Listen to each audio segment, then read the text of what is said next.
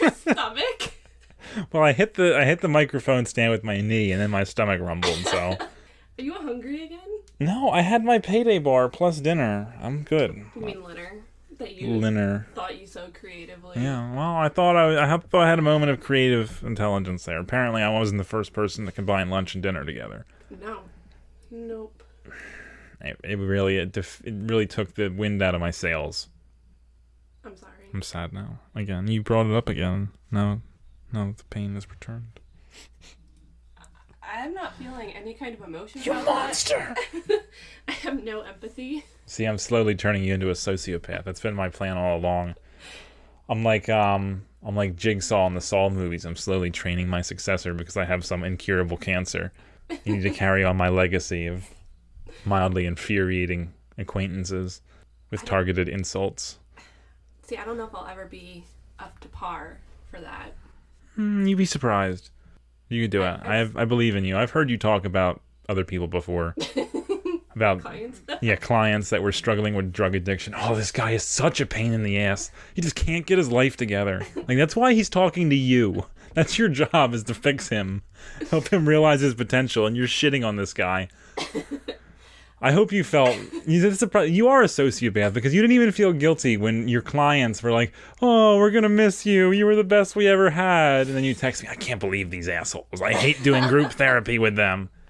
You didn't even feel guilty about that. So maybe you're a little bit closer to being a sociopath than you thought. There were some that I felt more compassion against, and not sorrow, but like it was a little harder to terminate the session with them when I left. I feel like you're just trying to backtrack to make yourself look like less of a monster. I can't... Okay, if my name is going to be on here, then I can't exactly put myself out there as a monster because then my clients are going to be like...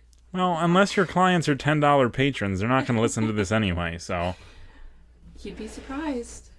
I have people that have asked if they could Google me and if they could find me. I actually had an ex-boyfriend who I never spoke to since I moved, and he sent me an edible arrangement on Valentine's Day to my office because he Googled me and found the address of my office that I worked at. Well, you see, what we're going to do is we're going to put the professor in front of the doctor so it'll throw off the search engine. It's like star 69, and we're going to mask your digital trail. Because Professor Doctor isn't a real thing. It's just a nick. Actually, and I'll label Beckster. I'll use your nickname. Nobody knew that until I came up with it. Okay, that's better. Like Linner. So proud of yourself on that one. I mean, I could do like a whole podcast talking about my clients. Do it. I'm almost sad that it's been like 3 weeks since I've been at that agency, and I haven't had any amazing, funny stories, like how somebody tested positive for cocaine because... Did I tell you this story? I don't think so. Well, tell it anyway, because it's probably a good story. I was doing a drug and alcohol evaluation, and when I did her eval, she tested completely clean. There was nothing in her system, but I transferred her to somebody else for case management within our agency. And so like 2 days later, she comes in and the other person tests her and she's positive for cocaine. I get a phone call from this other case manager, and she was like, hey, so-and-so tested positive for cocaine. And I was like, that's weird because 2 days ago she tested clean. And her excuse was she must have tested positive for cocaine because she had unprotected sex with her boyfriend who had just did a line of cocaine, and her body must have absorbed it through the sperm. So... I mean, that sounds believable to me. I would buy that. I'd be like, you know what? Statistically, it's not.